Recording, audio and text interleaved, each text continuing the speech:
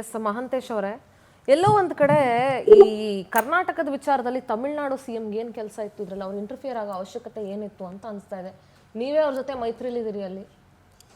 ಮೈತ್ರಿ ಅನ್ನೋ ಪ್ರಶ್ನೆ ಇಲ್ಲ, ಆದರೆ ಅವರು ತಮಿಳ್ನಾಡಿನವರು ತಮಿಳಿಗರು ಅನ್ನೋ ಉದ್ದೇಶದಿಂದ ಆ ಹೇಳಿಕೆಯನ್ನು ಕೊಟ್ಟಿರಬೇಕು. ನಮ್ಮ ಮೊನ್ನೆ ಮುಖ್ಯಮಂತ್ರಿಗಳು ಸಹ ಅಲ್ಲೇ ಕರ್ನಾಟಕದಲ್ಲೇ ವಾಸ ಮಾಡ್ತಾರವ್ರಿ ಅವರು. ಅಲ್ಲ, ಕರ್ನಾಟಕದಲ್ಲಿ ವಾಸ ಮಾಡ್ತಾ ಇದ್ದಾರೆ, ಆದರೆ ತಮಿಳು ಭಾಷೆಯಲ್ಲಿ ಮಾತನಾಡ್ತಾರೆ ಅನ್ನೋ ಉದ್ದೇಶದಿಂದ ಅಥವಾ ಅವ್ರಿಗೆ ಬೇಕಾದವರು ಅನ್ನೋ ಉದ್ದೇಶದಿಂದ ವಿಚಾರಗಳನ್ನ ತಿಳಿಸಿರ್ತಾರೆ. ಹಾಗಾಗಿ ಅವರು ಒಂದು ಟ್ವೀಟ್ ಮಾಡಬೇಕಾಗಿರುತ್ತೆ. ಎಲ್ಲರನ್ನ ರಕ್ಷಣೆ ಮಾಡೋದು ಅವ್ರ ಜವಾಬ್ದಾರಿ ಆಗಿರೋದ್ರಿಂದ, ತಮಿಳು ಭಾಷೆಗಾರನ್ನ ರಕ್ಷಣೆ ಮಾಡಬೇಕಾಗೋ ಜವಾಬ್ದಾರಿ ಇರೋದ್ರಿಂದ ಅವರು ಅಲ್ಲಿಂದ ಅಲ್ಲಿಗೆ ಒಂದು ಟ್ವೀಟ್ ಮಾಡಿರ್ತಾರೆ. ಆದರೆ ಇದನ್ನೇ ರಾಜಕೀಯಗೊಳಿಸುವಂಥ ವ್ಯವಸ್ಥೆ ಸರಿಯಲ್ಲ. ಸುನಿಲ್ ಕುಮಾರ್ ಅವರು ನೋಡಿದ್ರಲ್ಲ, ಈಗ ಸುನಿಲ್ ಕುಮಾರ್ ಅವರು ಮಹಾಂತೇಶ್ ಅವರೇ, ಅವರ ಒಂದು ಸ್ಟೇಟ್ಮೆಂಟ್ ನಾಳೆ ಸಹ ಬೇರೆ ರೀತಿಯ ರಾಜಕೀಯಗಳಿಗೆ ನಾಂದಿ ಹಾಡುತ್ತೆ ಅಂತ ಅನಿಸ್ತಾ ಇಲ್ವಾ ನಿಮ್ಗೆ? ಏನು ಪ್ರಶ್ನೆ ಇಲ್ಲ. ಈಗ ಅಧಿಕಾರಿಗಳು ಸ್ಪಷ್ಟಪಡಿಸಿದ್ದಾರೆ, ಸರ್ಕಾರದಿಂದ FIR ಕಾಪಿ ಬಂದಿದೆ. ಈ ದುರಾಂಕಾರ ನೋ ಮೇಡಮ್, ದುರಾಂಕಾರ ಅಂತಲ್ಲ, ಕೆಲಸವನ್ನ ಮಾಡ್ತಾ ಇದ್ದೀರಿ. ಈ ರಾಜ್ಯದ ಮುಖ್ಯಮಂತ್ರಿಗಳು 24 ತಾಸಲ್ಲಿ 18 ತಾಸು, ನಿನ್ನೆ ಹೇಳ್ತಾ ಇದ್ರು 18ರಿಂದ 19 ಕೆಲಸ ಮಾಡ್ತಾ ಇದ್ದಾರೆ ಮೇಡಮ್. ಅದ್ರ ಜೊತೆ ಎಲ್ಲ ಮಂತ್ರಿಗಳು ಕರ್ಕೊಂಡು ಕೆಲಸ ಮಾಡ್ತಾ ಇದ್ದಾರೆ. ಬರೀ ಸಿಎಂ ಒಬ್ರೇನಾ ನಿಮ್ಮ ಇದ್ರಲ್ಲಿ ಕೆಲಸ ಮಾಡ್ತಾ ಇರೋದು? ಎಲ್ಲ ಮಂತ್ರಿಗಳು ಕರ್ಕೊಂಡು ಕೆಲಸ ಮಾಡ್ತಾ ಇದ್ದಾರೆ ಅಂತ ವಿಚಾರದಲ್ಲಿ ನೀವು ಸಿಎಂ ಎಲ್ಲದಕ್ಕೂ ಯಾಕೆ ನೀವು ಏನ್ ರಿಲೆವೆಂಟ್ ಕ್ವೆಶ್ಚನ್ ಏನ್ ಕೇಳ್ತಿದ್ದೀನಿ ಅಷ್ಟಕ್ಕೆ ಮಾತ್ರ ಆನ್ಸರ್ ಮಾಡಿ. ಎಲ್ಲ ಅಧಿಕಾರಿಗಳು ಆಫೀಸಲ್ಲಿ ಕೂತ್ಕೊಂಡು ಹೊಗಳ್ಕೊಳ್ಳಿ ನಿಮ್ಮ ಸಿಎಂ. ನನಗೆ ಮಂತ್ರಿಗಳು ಈಗ ನಿನ್ನೆ ಅವಶ್ಯಕತೆ ಏನಿದೆ ಅಷ್ಟು ಮಾತಾಡಿ. ನಡೀತಾ ಇದೆ. ದುರಂಕಾರ ಅನ್ನೋ ಪ್ರಶ್ನೆಯನ್ನ ನೀವು ಬೇಡ ಅನ್ನೋ ವಿಚಾರನ ಸ್ಪಷ್ಟಪಡಿಸ್ತಾನೆ. ಯಾಕಂದ್ರೆ ಸರ್ಕಾರ ಕೆಲಸ ಮಾಡಬೇಕಾಗುತ್ತೆ. ಅದಕ್ಕೆ ತನಿಖೆಗೆ ಆದೇಶ ಮಾಡಿದಿರಾ, ದಟ್ ಇಸ್ ಫೈನ್. ಅದ್ ಬಿಟ್ಟು ಹಂಗಲ್ಲ ಹಿಂಗಿಲ್ಲ ನಾವ್ ಹಂಗ್ ಈ ಉಡಾಫೆ ಪ್ರಶ್ನೆಗಳು ಬೇಡ, ಉಡಾಫೆ ಉತ್ತರಗಳು ಬೇಡ. ಸತ್ಯ ಸೀರಿಯಸ್ ಇಶ್ಯೂ. ನಾನು ಕೇಳ್ತಾ ಇರೋದೇನು, ತಮಿಳ್ನಾಡಲ್ಲಿ ನಿಮ್ ಸರ್ಕಾರ ಮೈತ್ರಿ ಇದೆ, ತಮಿಳ್ನಾಡು ಸಿಎಂ ಈ ತರದೊಂದು ಸ್ಟೇಟ್ಮೆಂಟ್ ಕೊಟ್ಟಿದ್ದಾರೆ ಅಂತ ಅಂದಾಗ ಕರ್ನಾಟಕದಲ್ಲಿ ಯಾವ ರೀತಿ ರಾಜಕೀಯ ಉಟ್ಕೊಳ್ಬಹುದು, ಅದರಿಂದ ಅದನ್ನ ಯೋಚನೆ ಮಾಡ್ರಿ. It is a sensitive issue. ಏನಾಗೋದಿಲ್ಲ ಮೇಡಮ್, ಇದನ್ನೇ ನಾನು ಹೇಳ್ತಾ ಇರೋದು ನಿಮ್ಗೆ ಉಡಾಫೆ ಅಂತ ಹೇಳಿ. It is a very sensitive issue. ಅಲ್ಲ, ಅದನ್ನ ಉಡಾಫೆ ಇದನ್ನ ಮಾಡ್ಬೇಕಂತೇಳಿ, ಏನಾದರೂ ಬುಗಿಲೆಬ್ಬಿಸ್ಬೇಕಂತೇಳಿ, ಅದನ್ನ ರಾಜಕೀಯಗೊಳಿಸ್ಬೇಕಂತೇಳಿ ಬೇರೆಯವ್ರು ಮಾಡಿದ್ರೆ ಆಗ್ಬೋದು. ಅದನ್ನ ರಾಜಕೀಯಗೊಳಿಸ್ಬಾರ್ದು, ಪ್ರತಿಯೊಬ್ಬರಲ್ಲಿ ಬೇಕು. ವಿಜಯ್, ನಿಮ್ ಜೊತೆ ಮಾತಾಡ್ಬೇಡಿ ಮಹಾಂತೇಶ್ ಮೇಡಮ್. ಇದನ್ನೇ ದುರುಪಯೋಗ ಮಾಡಿಕೊಂಡು ಮತ್ತೆ ಅದನ್ನ ಫೋಕಸ್ ಕೊಡುವಂತ ವ್ಯವಸ್ಥೆಯನ್ನ ಬಿಜೆಪಿಗರು ಮಾಡಬಾರ್ದಕ್ಕೆ, ಅದನ್ನ ಮಾಡಬಾರ್ದು ಅನ್ನೋದು ಒಂದು ಉದ್ದೇಶ. ಎಲ್ಲರೂ ಇಲ್ಲಿ ರಾಜ್ಯದಲ್ಲಿ ಅಥವಾ ರಾಷ್ಟ್ರದಲ್ಲಿ ಇದ್ದಾಗ ಅದನ್ನ ನೋಡ್ಕೊಂಡು ಹೋಗ್ಬೇಕಾಗಿರುತ್ತೆ. ಅಲ್ಲ ರೀ, ನಾನು ಒಂದೇ ಒಂದು ಪ್ರಶ್ನೆ ಕೇಳ್ತೀನಿ ಮಹಾಂತೇಶ್. ಪಕ್ಕದ ರಾಜ್ಯದ ಸಿಎಂ ನಮ್ಮ ರಾಜ್ಯದ ವಿಚಾರಕ್ಕೆ ಪ್ರಶ್ನೆ ಮಾಡ್ಬೋದು, ನಮ್ಮ ರಾಜ್ಯದ ವಿರೋಧ ಪಕ್ಷ ನಿಮಗೆ ಪ್ರಶ್ನೆ ಮಾಡಬಾರ್ದಾ? ಮೇಡಮ್, ವಿರೋಧ ಪಕ್ಷದವರು ಏನು ವಿಚಾರಗಳನ್ನ ಕೇಳ್ಕೊಳ್ಳಿ, ಅದನ್ನ ಬಿಟ್ಟು ಅದನ್ನೇ ಸಂಪೂರ್ಣವಾಗಿ ರಾಜಕೀಕರಣಗೊಳಿಸಲಿಕ್ಕೆ ಹೋಗೋದು ಸರಿಯಲ್ಲ. ಅವ್ರ ಜಾಗದಲ್ಲಿ ನೀವಿದ್ರೆ ನೀವು ಅದನ್ನೇ ಮಾಡ್ತಾ ಇದ್ರಿ. ದೇವರಾಜ್, ಎಸ್, ಏನು ಹೇಳ್ತೀರಿ ರತನ್? ಇಲ್ಲ, ವಿಜಯ್ ಅವರು he should not poke his nose into this matter. ಯಾಕಂತ ಹೇಳಿದ್ರೆ ಇದು ಕರ್ನಾಟಕದ ಮ್ಯಾಟರ್. ಕರ್ನಾಟಕದ it is limited to Karnataka only. ಆನಂತರ ನನಗೆ ಗೊತ್ತಿರೋ ಪ್ರಕಾರ ಸರ್ ಹೇಳಿದರು, ಅಲ್ಲಿರುವಂಥವರೆಲ್ಲರೂ ಆವಾಗ ಮೆಟ್ಟೂರು ಡ್ಯಾಮ್ ಆದಾಗ ಅವರಿಗೆ ಏನು ಅಲ್ಲಿ ಮುಳುಗಡೆ ಪ್ರದೇಶದಲ್ಲಿ ಜಾಗ ಇಲ್ಲ ಅಂತ ಹೇಳಿ ಇಲ್ಲಿ ಕರ್ಕೊಂಡು ಬಂದು, ಇದೇ ಕಾಂಗ್ರೆಸ್ ಸರ್ಕಾರ ಇದ್ದಾಗಲೇ ಅವರಿಗೆಲ್ಲ ಜಾಗ ಕೊಟ್ಟಿರೋದ್ರಿಂದ ಅವರೆಲ್ಲ ಕನ್ನಡಿಗರಾಗಿದ್ದಾರೆ ಅಂತ ಸರ್ ಹೇಳಿದರು. ಯಾಕಂದರೆ ಅವರು ತುಂಬ ಸರ್ವಿಸ್ ಮಾಡಿರೋದ್ರಿಂದ ಅವರಿಗೆ ಅಲ್ಲಿದ್ದ ರಿಯಾಲಿಟೀಸ್ ಗೊತ್ತಿರುತ್ತೆ ಅಂತ. ಅಂದರೆ ನಾನು ಮತ್ತೆ ಇಲ್ಲ ಹಿಂಗೆ ಹಾಗೆ ಅಂತ ಹೇಳೋದಕ್ಕಿಂತ he has told the reality. ಅದರಿಂದಾಗಿ ಹೇಳ್ತಾ ಇದ್ದೀನಿ. ಅದರಿಂದಾಗಿ ಕರ್ನಾಟಕದಲ್ಲಿ ನಾವು ವಿರೋಧ ಪಕ್ಷ ಇರ್ಬೋದು, ನಮ್ಮ ಐಡಿಯಾಲಜಿ ಬೇರೆ ಇರ್ಬೋದು, ಆದರೆ ಬೇರೆ ಹೊರಗಿನವರು ಯಾರು ಕೂಡ ನಮಗೆ ಡಿಕ್ಟೇಟ್ ಮಾಡುವಂಥದ್ದು, ಅನಂತರ ಒಪಿನಿಯನ್ ಕೊಡುವಂಥದ್ದು ಇದು ಯಾವ ಅವಶ್ಯಕತೆಯೂ ಇಲ್ಲ ಅನ್ನುವಂಥದ್ದು ನಾನು ಕಡಾಖಂಡಿತವಾಗಿ ಹೇಳ್ತಾ ಇದ್ದೇನೆ. ನಂಬರ್ 1. ಎರಡನೇದಾಗಿ ನಮ್ಮ ರಾಜ್ಯದ ಅಧಿಕಾರಿಗಳೇನಿದ್ದಾರೆ ಅವರು ಬಹಳ ಇದ್ದಾರೆ, ಅಂದರೆ ಕಾಂಪಿಟೇಟಿವ್ ಇದ್ದಾರೆ. ಇದರಲ್ಲಿ ಎಲ್ಲ ಹಲವಾರು ಏನು ಅನುಮಾನಗಳಿಗೆ ಇವಾಗ ನ್ಯಾಯಾಂಗ ತನಿಖೆ ಇದೆ. ಆನಂತರ ನಮ್ಮ ಎಲ್ಲ ಅಧಿಕಾರಿಗಳು ಕಾಂಪಿಟೇಟಿವ್ ಇದ್ದಾರೆ.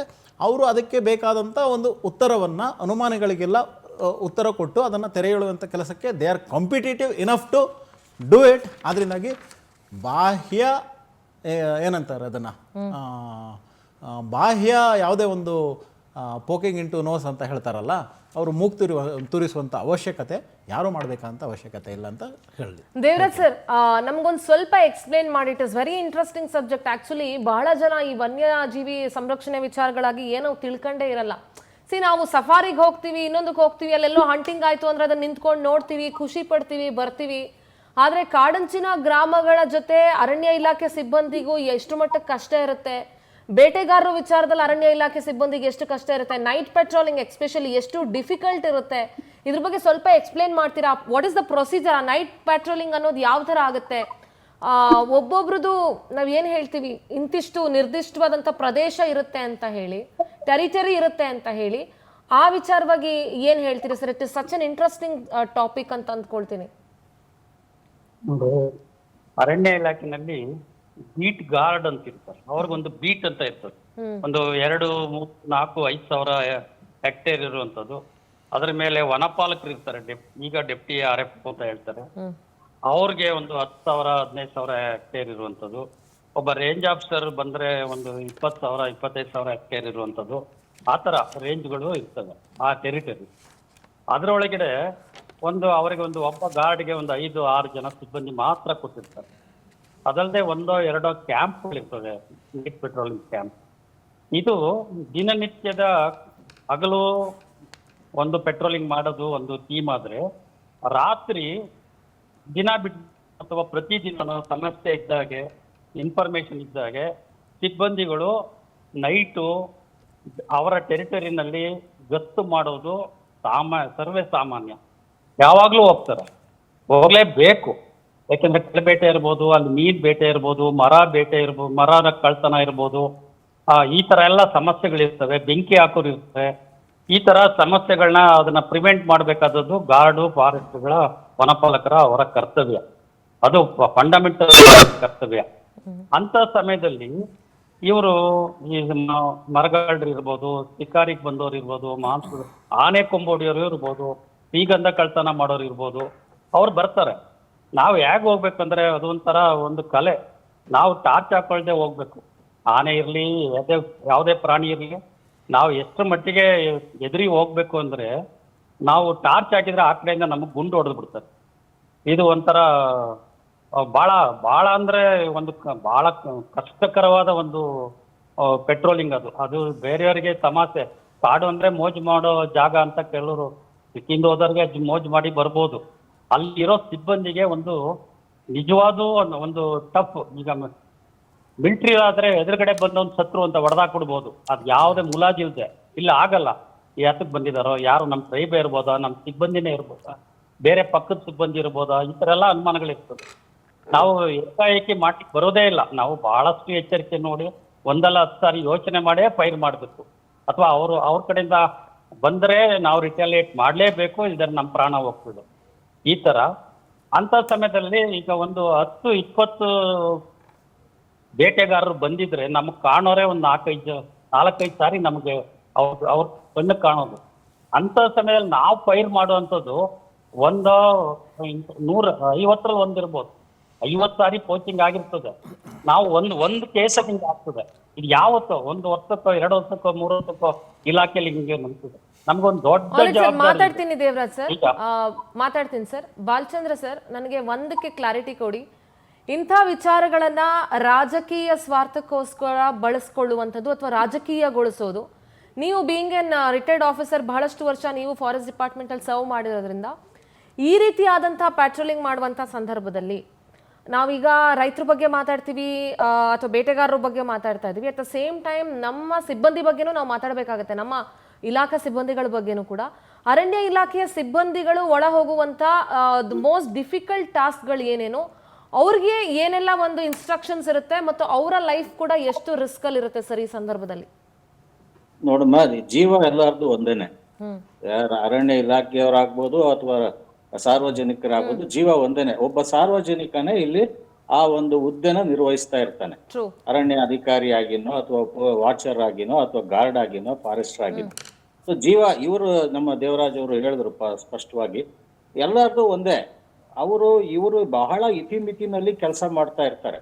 ನಾವಿರೋದು 3 ಮತ್ತೊಂದು ಜನ ಸಿಬ್ಬಂದಿ. ನೀವು ಕಂಪೇರ್ ಟು ದ ಪಬ್ಲಿಕ್, ನಾವಿರೋದು ಎಷ್ಟು ಜನ ಇರ್ತೀವಿ? ಹಬ್ಬ 6-7 ಜನ ಇರ್ತೀವಿ. ಅಲ್ಲಿ ಒಂದು 25 ಹಳ್ಳಿ ಸುತ್ತುವರೆದು ಇರ್ತದೆ. ಅಲ್ಲಿ ಜನ ಇರ್ತಾರೆ. ಅಲ್ಲಿ ಎಲ್ಲಾ ತರ ಜನ, ನಿಮ್ಗೆ ಗೊತ್ತಿದೆ, ಜನರಲ್ಲೂ ಎಲ್ಲಾ ತರ ಜನ ಇದ್ದೇ ಇರ್ತಾರೆ. ಒಬ್ರು ಕಳ್ಳರು ಇರ್ತಾರೆ, ಒಬ್ರು ಸುಳ್ಳು ಇರ್ತಾರೆ, ತುಂಬಾ ಒಳ್ಳೆಯವರು ಇರ್ತಾರೆ, ಸಮಾಜಕ್ಕೆ ಘಾತಕ ತರ್ತಕ್ಕಂಥವ್ರು ಇರ್ತಾರೆ, ಸಮಾಜದಲ್ಲಿ ಒಳ್ಳೆ ಕೆಲಸ ಮಾಡ್ತಕ್ಕಂಥವ್ರು ಇರ್ತಾರೆ. ಅದು ನಾವು ಅದನ್ನ ಪ್ರಪೋರ್ಷನೇಟ್ ಆಗಿ ಇದ್ದೇ ಇರ್ತಾರೆ ಅವರೆಲ್ಲ. ಇಂಥ ಸಂದರ್ಭದಲ್ಲಿ ಕಾಡಿನೊಳಗೆ ಸರ್ಕಾರ ಲಕ್ಷಾಂತರ ರೂಪಾಯಿ, ಕೋಟ್ಯಾಂತರ ರೂಪಾಯಿ ಖರ್ಚು ಮಾಡಿ ಕಳೆಬೇಟೆ ತಡೆಯ ಶಿಬಿರಗಳನ್ನ ಸ್ಥಾಪಿಸಿ, ನೀವು ಇಂತಿಂತ ಕೆಲಸ ಮಾಡಬೇಕು ಅಂತ ನಿಖರವಾದ ಅವರಿಗೆ ಡ್ಯೂಟೀಸ್ ಅಂಡ್ ರೆಸ್ಪಾನ್ಸಿಬಿಲಿಟೀಸ್ ಕೊಟ್ಟ ನಂತರ ಕೆಲಸ ಏನಿರುತ್ತೆ, ನಾಳೆ ಇಲ್ಲ ಅಂತಂದ್ರೆ ಇವನು ಕೋಚರ್ ಬಗ್ಗೆ ಯಾರೋ ಒಂದು ಮಾಹಿತಿ ಕೊಟ್ಟು ನಿಮ್ಮವನು ಕೂಡ ಸೇರ್ಕೊಂಡ್ಬಿಟ್ಟಿದ್ದಾನೆ ಇದರಲ್ಲಿ ಅಂತಂದ್ರೆ ನಮ್ಮ ಸಿಬ್ಬಂದಿನೂ ಆ ಒಂದು ಶಿಕ್ಷೆಗೆ ಒಳಗಾಗ್ತಾರೆ. ನೀವು ನೋಡಿದಿರಿ ಹಿಂದಿನ ಪ್ರಕರಣಗಳಲ್ಲಿ ಕೂಡ. ಸೊ ಸಿಬ್ಬಂದಿಗಳೇ ಎಷ್ಟೋ ಸರಿ ಸೇರ್ಕೊಂಡು, ಆಮೇಲೆ ಈ ಸಿಬ್ಬಂದಿಗಳು ತುಂಬಾ ಅಲ್ಲಿಂದ ಇಲ್ಲಿಂದ ಬಂದವರಲ್ಲ, ಸುತ್ತಮುತ್ತಲ ಗ್ರಾಮದಲ್ಲೇ ಇರ್ತಕ್ಕಂಥ ಬಹಳಷ್ಟು ಜನ ಇರ್ತಾರೆ. ಆ ಪ್ರದೇಶಕ್ಕೆ ಹೊಂದಿಕೊಂಡಿರ್ತಕ್ಕಂಥವ್ರು ಕೂಡ ಇರ್ತಾರೆ. ಸೊ ಅವರಿಗೆ ಒಂದು ಮಾಹಿತಿ, ನೀವು ಹೇಳ್ದಂಗೆ ಸೂಕ್ಷ್ಮವಾಗಿ ಒಂದು ಮಾಹಿತಿ ಇದ್ದೇ ಇರುತ್ತೆ. ಇಂತಿಂಥವ್ರು ಹೊಸದಾಗಿ ನಮ್ಗೆ ಹೇಳೋರು, ಫೋನ್ ಮಾಡಿ ಹೇಳೋರು, ಯಾರೋ ಹೊಸದಾಗಿ ಜನ ಬಂದಿದ್ದಾರೆ ಸರ್, ಸಿಟಿಯಿಂದ ಬಂದಿದ್ದಾರೆ, ಅವರು ಬೆಂಗಳೂರಲ್ಲಿ ಕೆಲಸ ಮಾಡ್ತಾರೆ ಅಥವಾ ಎಲ್ಲೋ ಬೇರೆ ಕಡೆ ಕೆಲಸ ಮಾಡ್ತಾರೆ, ಇವತ್ತು ಬಂದು ಕ್ಯಾಂಪ್ ಮಾಡಿದ್ದಾರೆ ಅಂತ ಒಂದು ಮಾಹಿತಿ ಹೋಗ್ಬಿಡುತ್ತೆ ನಮ್ಮ ಸಿಬ್ಬಂದಿಗೆ. ಸೊ ಇಂಥ ಸಂದರ್ಭದಲ್ಲಿ ಎಚ್ಚರಿಕೆ ವಹಿಸಿ ನಮ್ಮ ಸಿಬ್ಬಂದಿ ಆ ಒಂದು ಪ್ಯಾಟ್ರೋಲಿಂಗ್ ಯಾವ ಕಡೆ ಮಾಡಬೇಕು ತಂಡಗಳಾಗಿ ರಚಿಸ್ಕೊಂಡು, ಇದು ಇವತ್ತು ನಾನು ಮೊದಲೇ ಹೇಳಿದಾಗೆ ರಜೆ ದಿವಸ ಇದೆ, ಇದು ಇವತ್ತು ಎಲ್ಲ ಸ್ವಲ್ಪ ಬಹಳ ಹುಷಾರಾಗಿರಪ್ಪ, ಈ ತರ ಆಗ್ತದೆ, ಆ ಕಡೆಯಿಂದ ಈ ಕಡೆಯಿಂದ ಜನ ಬರ್ತಾರೆ. ಇಲ್ಲಿ ಬಹಳಷ್ಟು ನಿಮ್ಗೆ ಗೊತ್ತಿದೆ, ಮಾಂಸ ಇವತ್ತು ಅಫೋರ್ಡಬಲ್ ಪ್ರೈಸ್ಗೂ ಕೂಡ ಸಿಗ್ತಾ ಇದೆ. ಇಷ್ಟೆಲ್ಲ ರಿಸ್ಕ್ ತಗೊಂಡು ಕಾಡಿಗೆ ಹೋಗಿ ಶೂಟಿಂಗ್ ಮಾಡೋ ಅವಶ್ಯಕತೆ ಬೇಕಾಗಲ್ಲ ಯಾರಿಗೂ. ಸೊ ಆದ್ರೂ ಕೆಲವ್ರಿಗೆ ಶೋಕಿ ಇರ್ತದೆ, ಕೆಲವ್ರಿಗೆ ಅದೇನೋ ಹೇಳ್ತಾರಲ್ಲ, ಭಯನೇ ಇರೋದಿಲ್ಲ, ಕಾನೂನು ಬಗ್ಗೆ ಒಂದು ಗೌರವ ಕೂಡ ಇರೋದಿಲ್ಲ, ಅಂಥವ್ರು ಕೂಡ ಇರ್ತಾರೆ. ಸೊ ಇಂಥ ಸಂದರ್ಭದಲ್ಲಿ ಇಂಥ ಘಟನೆಗಳು ನಡೆಯುವ ಸಾಧ್ಯತೆ ಇದೆ ಅಂತ ಹೇಳ್ತಾ, ತನಿಖೆಯಲ್ಲಿ ಎಲ್ಲ ಗೊತ್ತಾಗುತ್ತೆ. ನಾವು 1-2 ದಿವಸ ತಡ್ಕೊಳ್ಳೋಣ, 1 ದಿವಸ ತಡ್ಕೊಳ್ಳೋಣ, ಅದನ್ನ ಬೇರೆ ಬೇರೆ ತರ ಅರ್ಥ ಮಾಡ್ಕೊಂಡು ಅದು ಯಾವುದೋ ಒಂದು ಇದಕ್ಕೆ ಕಟ್ಟೋದು ದುರದೃಷ್ಟಕರ. ನಾನು ಪೊಲಿಟಿಕ್ಸ್ ಬಗ್ಗೆ ಮಾತಾಡ್ತಕ್ಕಂಥ ಶಕ್ತಿನ ಅಲ್ಲ, ಬಟ್ ಆದರೂ ಸಹ ನಾವು ನಿವೃತ್ತ ಅಧಿಕಾರಿಗಳಾಗಿ ಬಹಳ ಇತಿಮಿತಿನಲ್ಲಿ ಅಧಿಕಾರಿಗಳು ಕೆಲಸ ಮಾಡ್ತಾ ಇರ್ತಾರೆ. ಅವ್ರಿಗೂ ಕೂಡ ಈಗೇನು ನಡೆದಿರ್ತದೆ, ಈಗೇನು ನಡೀತಾ ಇದೆ ಅಥವಾ ಈಗೇನು ಆಗಿದೆ, ಪರಿಸ್ಥಿತಿ ಏನು, ಯಾವ ಮಟ್ಟದಲ್ಲಿ ಇದೆ, ಅದು ಯಾರಿಂದ ಆಗಿದೆ, ಏನಾಗಿದೆ, ಆಗಿದ್ದು ತಪ್ಪಾ ಸರಿನಾ, ಇದ್ರ ಬಗ್ಗೆ ತನಿಖೆಯಲ್ಲಿ ಖಂಡಿತ ಬರುತ್ತೆ. ನಾವು ತನಿಖೆ ಬಗ್ಗೆ ವಿಶ್ವಾಸ ಇಟ್ಕೊಳ್ಬೇಕಾಗ್ತದೆ. ಯಾಕಂದ್ರೆ ತನಿಖೆನೇ ಸರಿ ಇಲ್ಲ, ಅದು ಇದು ನಮ್ಗೆ ಏನು ಸಸ್ಪಿಷನ್ ಮಾಡೋದು ಅಥವಾ ಇವನು ಅಧಿಕಾರಿಗಳೇ ಮುಚ್ಚಾಕ್ಬಿಡ್ತಾರೆ ಅನ್ನೋದು ಅದು ತಪ್ಪಾಗ್ತದೆ. ಇಷ್ಟೆಲ್ಲ ಸರಿ. All right sir, thank you so much for joining us sir. Thanks a lot. Thank you. Yes Devaraj sir, ನೀವು ಸಾಕಷ್ಟು ವಿಚಾರಗಳನ್ನ ನನಗೆ ತಿಳಿಸ್ಕೊಡ್ತಾ ಇದ್ರಿ. ಸೊ ನಾನು ಇಂಟ್ರಪ್ಟ್ ಮಾಡಿದೆ ನಿಮಗೆ. ಸರ್, ಕಡೆಯದಾಗಿ ಸಾರ್ವಜನಿಕರಿಗೆ ನೀವು ಏನು ಹೇಳಕ್ಕೆ ಇಷ್ಟಪಡ್ತೀರಿ ಸರ್? ನಾನು ಆಗಲೇ ಹೇಳ್ದಂಗೆ ಕಾಡು ಅಂತ ಬಂದರೆ it is an emotion sir. Even ಅರಣ್ಯ ಇಲಾಖೆ ಸಿಬ್ಬಂದಿಗಾಗಲಿ ಅಥವಾ ಕಾಡಂಚಿನ ಗ್ರಾಮದಲ್ಲಿ ವಾಸ ಮಾಡುವಂಥ ಸಾರ್ವಜನಿಕರಿಗಾಗಲಿ ಕಾಡು ಅನ್ನೋದು ನಮ್ಮೆಲ್ರಿಗೂ ಅಷ್ಟೇ ಅದೊಂದು ಇಮೋಷನ್ ಆಗಿಬಿಟ್ಟಿದೆ. ಸೊ ಅದ್ರ ಒಳಗಡೆ ಹೋಗಿ ಹೀಗಾದಾಗ ರೈತರು ಹೋರಾಟಕ್ಕೆ ಇಳಿದ್ರು, ಗಲಾಟೆಗಳನ್ನು ಮಾಡಿದ್ರು, ಬೇಕಂತಾನೆ ಸಾಯಿಸಿದ್ದಾರೆ ಅಂತ ಆಯ್ತು, ಬೇಕಂತ ಎನ್ಕೌಂಟರ್ ಮಾಡಿದ್ದಾರೆ ಅಂತ ಆಯ್ತು. ಅಲ್ಲೇ ಚಾಮರಾಜನಗರದಲ್ಲೇ ಹಾಸ್ಪಿಟ್ಲ್ ಇದ್ರು, ಮೃತದೇಹಗಳನ್ನ ಅಂದ್ರೆ ಮೈಸೂರವರೆಗೂ ಯಾಕೆ ಕರ್ಕೊಂಡು ಬಂದ್ರು ಅನ್ನೋದು ಒಂದಾಯ್ತು ಟ್ರೀಟ್ಮೆಂಟ್ಗೆ. ಸೊ ಈ ರೀತಿಯಾದಂತಹ ಒಂದಷ್ಟು ಪ್ರಶ್ನೆಗಳಿದಾವೆ ಸರ್. ಫೈನಲಿ ನೀವು ಏನ್ ಹೇಳಕ್ ಇಷ್ಟಪಡ್ತೀರಿ? ನೋಡಿ, ಒಂದು ದೇಶದ ಪ್ರಜೆಯಾಗಿ ಕಾನೂನು ಪಾಲನೆ ಮಾಡೋದು ಪ್ರತಿಯೊಬ್ಬರ ಧರ್ಮ. ಅದು ಅರಣ್ಯ ಇಲಾಖೆ ಯಾವುದೇ ಕಾನೂನು ಇರ್ಲಿ, ಅದು ಪಾಲಿಸಬೇಕು. ಅದು ನಾವು ಅರಣ್ಯ ಇಲಾಖೆಯವರು ಮಾಡ್ಕೊಂಡ ಕಾನೂನಲ್ಲ, ಸರ್ಕಾರ ಲೆಜಿಸ್ಲೇಷನ್ ಅಲ್ಲಿ ಪಾಸ್ ಆಗಿ ಬಂದಂತ ಕಾನೂನು. ಮತ್ತೆ ಅರಣ್ಯ ಇಲಾಖೆ ಬಹಳ ಶ್ರಮ ವಹಿಸಿ ನೋಡಿ, ಇವತ್ತು ಏನ್ ನೀರಿಗೆ ಹೋರಾಟ ಏನು ಹೇಳ್ತಾ ಇದ್ದೀರಿ, 3.5 ಕೋಟಿ ಜನ ಆ ನಮ್ಮ ಭಾಗಮಂಡಲದಿಂದ ಹೊಗೇನಕಲ್ ತನಕ ಏನು ಅರಣ್ಯ ಇದೆ, ಅದ್ರಲ್ಲಿ ಬೀಳುವಂತ ಮಳೆ, ಅಲ್ಲಿ ಬೆಂಕಿ ಬೀಳದಾಗೆ, ಕಾಡು ಹಾಳಾಗ್ದಾಗೆ ಅದನ್ನ ರಕ್ಷಣೆ ಮಾಡಿ ಪೋಷಣೆ ಮಾಡ್ತಾ ಇರೋದ್ರಿಂದ ಇವತ್ತು ಕಾವೇರಿ ಹರಿತಾ ಇದ್ದಾಳೆ. ಅಂತದ್ರಲ್ಲಿ 1.5 ಕೋಟಿ ಜನ ನಿಮ್ಮ ಬೆಂಗಳೂರಿನವರೇ ಇದ್ದಾರೆ, ಇನ್ನು 1.5 ಕೋಟಿ ತಾಂಜಾವೂರ್ನವ್ರು ಇದ್ದಾರೆ. ಎಲ್ಲರೂ ಡಿಪೆಂಡ್ ಆಗಿರೋದು ಕಾವೇರಿ ಮೇಲೆ. ಆ ಒಂದು ಅಷ್ಟು ಅರಣ್ಯನ ನಾವು 4% ಅರಣ್ಯ ಡಿಕ್ಲೇರ್ ಮಾಡಿರೋದು ನ್ಯಾಷನಲ್ ಪಾರ್ಕ್ ಸ್ಯಾಂಕ್ಚುರಿ ಅಂತ. ಯೋಚನೆ ಮಾಡಿ, ಅದನ್ನ ರಕ್ಷಣೆ ಮಾಡಬೇಕಾದದ್ದು ಬರೀ ಅರಣ್ಯ ಇಲಾಖೆದು ಒಬ್ಬರದ್ದು ಅಲ್ಲ, ಎಲ್ಲರ ಕರ್ತವ್ಯ ಅದು. ಯಾಕೆ ನೀರಿಲ್ದೆ ಬದುಕಕ್ಕಾಗಲ್ಲ, ಯಾವುದೇ ಫ್ಯಾಕ್ಟ್ರಿನಲ್ಲಿ ನೀರು ತಯಾರಿಸಕ್ಕಾಗಲ್ಲ. 3.5 ಕೋಟಿ ಜನದ ಬದುಕು ನಿಂತಿರೋದು ಕಾವೇರಿ ಮೇಲೆ. ಯೋಚನೆ ಮಾಡಬೇಕು ಜನ. ಅದನ್ನ ಇಲ್ಲದೆ ಇದ್ರೆ ಇನ್ನೊಂದು ವೃಷಭಾವತಿನೋ ಇನ್ನೊಂದು ಅರ್ಕಾವತಿನೋ ಆಗ್ಬಿಡ್ತದೆ. ಅದು ಆ ಮಟ್ಟಕ್ಕೆ ತರಬೇಡಿ. ಅದನ್ನ ನಾನು ಜನಗಳಿಗೆ ಹೇಳೋ ಒಂದು ವ್ಯವಸ್ಥೆ All ಮಾಡ್ತೀನಿ. right, sir. Thank you so much, ಕಾನೂನನ್ನ sir. ಹೇಳಿ ಸರ್, ಹೇಳಿ. ಕಾನೂನನ್ನ ಗೌರವಿಸಿ ಮತ್ತೆ ಆ ಒಂದು ಒಬ್ಬ ಅರಣ್ಯ ರಕ್ಷಕನ ವ್ಯಾಪ್ತಿ ಹೇಳ್ದೆ 3,000-4,000 ಹೆಕ್ಟೇರ್ ಇರ್ತದೆ ಅಂತ. ಬರೀ 10 ಎಕರೆ 5 ಎಕರೆ ಜಮೀನನ್ನು ಕಾಪಾಡ್ಕೊಳ್ಳೋಕೆ ಬೇಲಿ ಹಾಕಿ ಜನ ಅದಕ್ಕೆ ವಾಚ್ ಅಂಡ್ ವಾರ್ಡ್ ಇಟ್ಟು ಅಷ್ಟನ್ನು ಕಾಪಾಡ್ಕೊಳ್ಳೋಕೆ ಒಂದು ಸ್ಟ್ರಗಲ್ ಮಾಡ್ತಾರೆ. ಒಬ್ಬ ರೈತ ಇರ್ಬೋದು, ಒಬ್ಬ ಸಿಬ್ಬಂದಿ 4 ಜನ ಸ್ಕ್ರಾಪ್ ಕಟ್ಕೊಂಡು ಇಡೀ ಅಷ್ಟು ಅರಣ್ಯನ ಅದನ್ನ ಕಾಪಾಡ್ಬೇಕಂದ್ರೆ ಅವನ್ಗೆ ಎಷ್ಟು ಹೊಣೆಗಾರಿಕೆ ಇದೆ, ಅವನ ಮೇಲೆ ಎಷ್ಟು ಜವಾಬ್ದಾರಿ ಇದೆ, ಅದು ಎಷ್ಟು ಕೋಟಿ ಬೆಲೆ ಬಾಳುತ್ತೆ. It is a open. ಯಾರು ಯಾವ ಕಡೆಯಿಂದ ಬೇಕಾದ್ರೂ ನುಗ್ಗಿ ಲೂಟಿ ಮಾಡ್ಬೋದು. ಆ ಸ್ಥಿತಿನಲ್ಲಿ ಇದೆ ಕಾಡು. All right, ಏನೋ sir. ಒಂದು All right, sir. Yes, thank you. Mahantesh ಅವರೇ, ನಿಮ್ಮ ಲಾಸ್ಟ್ ರಿಯಾಕ್ಷನ್ ಆನ್ ದಿಸ್. ನೋಡಿ ಮೇಡಮ್, ಸಾರ್ವಜನಿಕರ ಆಸ್ತಿ ಅರಣ್ಯ ಪ್ರದೇಶ, ಅಲ್ಲಿ ಎಲ್ಲ ಇಲಾಖೆ ಅಧಿಕಾರಿಗಳ ಜೊತೆಗೆ ನಾವು ಕೋಆರ್ಡಿನೇಷನ್ ಮಾಡಿಕೊಂಡು ಇದನ್ನು ಉಳಿಸ್ಕೊಳ್ಳೋದು ಬೆಳೆಸ್ಕೊಳ್ಳೋದು ನಮ್ಮೆಲ್ಲರ ಜವಾಬ್ದಾರಿ. ಇದು ದೇಶದ ಆಸ್ತಿ, ರಾಜ್ಯದ ಆಸ್ತಿ, ಸಂಪತ್ತು, ಸಾರ್ವಜನಿಕರ ಸಂಪತ್ತು. ಹಾಗಾಗಿ ಇದನ್ನು ರಾಜಕೀಯಗೊಳಿಸದೇ ಎಲ್ಲರೂ ಕಾಪಾಡ್ಕೊಂಡು ಹೋಗುವಂಥ ವ್ಯವಸ್ಥೆಗೆ ಎಲ್ಲ ಸರ್ಕಾರಗಳು ಬದ್ಧಾಗಬೇಕು.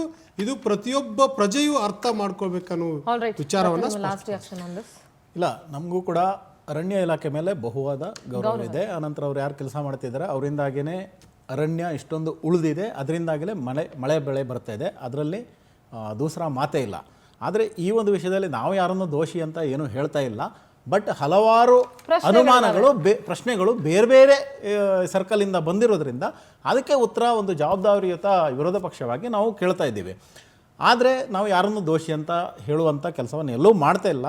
ಆದರೆ ಸರ್ಕಾರ ಎಲ್ಲೋ ಒಂದು ಕಡೆ ರೆಸ್ಪಾನ್ಸಿಬಲ್ ಆಗಬೇಕು ಅನ್ನುವಂಥ ಆಶಯ ನಮ್ಮದು ಅಷ್ಟೇ. All right, thank you so much ಎಲ್ಲರಿಗೂ ಚರ್ಚೆಯಲ್ಲಿ ಭಾಗಿಯಾಗೋದಕ್ಕೆ. ಒಟ್ಟಾರೆಯಾಗಿ ಚಾಮರಾಜನಗರ ಜಿಲ್ಲೆ ಹನೂರು ಅರಣ್ಯದಲ್ಲಿ ಆ ರಾತ್ರಿ ನಿಜಕ್ಕೂ ನಡೆದಿದ್ದು ಏನು ಅನ್ನೋ ಪ್ರಶ್ನೆಗೆ ನ್ಯಾಯಾಂಗ ತನಿಖೆಗೆ ಈಗ ವಹಿಸಲಾಗಿದೆ. ತನಿಖೆ ನಡೆದು ವರದಿ ಬರಬೇಕಾಗಿದೆ. ಆದರೆ ಒಂದು ಕಾಡು ಅನ್ನೋದು ಅಥವಾ ನಾಡು, ನುಡಿ, ಜಲ, ಭಾಷೆ ಅನ್ನೋದು ನಮ್ಮ ಭಾವಗಳಲ್ಲಿ ಅದು ಅಡಗಿ ಹೋಗಿದೆ. It is a matter of emotions. ಕಾಡಂಚಿನ ಗ್ರಾಮಗಳಲ್ಲಿ ಬದುಕೋರು ಕಾಡನ್ನೇ ದೇವರು ಅಂತ ಅನ್ಕೊಂಡು ಬದುಕ್ತಾ ಇರ್ತಾರೆ. ಅದರಲ್ಲಿ ಯಾರೋ ಕೆಲವರು ಅಲ್ಲಿ ಬೇಟೆಯಾಡಕ್ಕೆ ಹೋಗಿರ್ಬೋದು, ಜಿಂಕೆ ಮಾಂಸಕ್ಕೋ ಇನ್ಯಾವುದೋ ಮಾಂಸ ಪಡ್ಕೊಳಕ್ಕೆ ಹೋಗಿರ್ಬೋದು, ತಗೊಂಡ್ಬರಕ್ಕೆ ಹೋಗಿರ್ಬೋದು. ಅಂಥ ಸಂದರ್ಭದಲ್ಲಿ ಫೈರ್ ಆ್ಯಂಡ್ ಕೌಂಟರ್ ಫೈರ್ಗಳು ನಡೆದಿದೆ. ಸೊ ಇದು ಅವರು ನಿಜವಾಗ್ಲೂ ಬೇಟೆಗಾರರೋ ರೈತರೋ ಏನೋ ಅನ್ನೋದು ಸ್ಪಷ್ಟ ಆಗಬೇಕಾಗಿದೆ. ಅಫ್ಕೋರ್ಸ್ ರೈತರಿಗೂ ಒಂದು ಲಿಮಿಟೇಷನ್ಸ್ ಇದೆ ಕಾಡಿನ ಒಳಗಡೆ ಹೋಗೋದಕ್ಕೆ. ಸೊ ನಮ್ಮ ಅರಣ್ಯದ ವಿಚಾರದಲ್ಲಿ ಕಾನೂನು ಏನಿದೆ, ನಿಯಮಗಳು ಏನಿದೆ, ಅದೆಲ್ಲವನ್ನ ಅರ್ಥ ಮಾಡಿಕೊಂಡು ವರ್ತಿಸೋಣ ಅಂತ ಹೇಳ್ತಾ ಇದರ ತನಿಖಾ ವರದಿಗೋಸ್ಕರ ಕಾರಣ. ನೋಡ್ತಾ ಇರಿ ಪವರ್ ಟಿವಿ, ಇದು ನಿಮ್ಮ ಶಕ್ತಿ.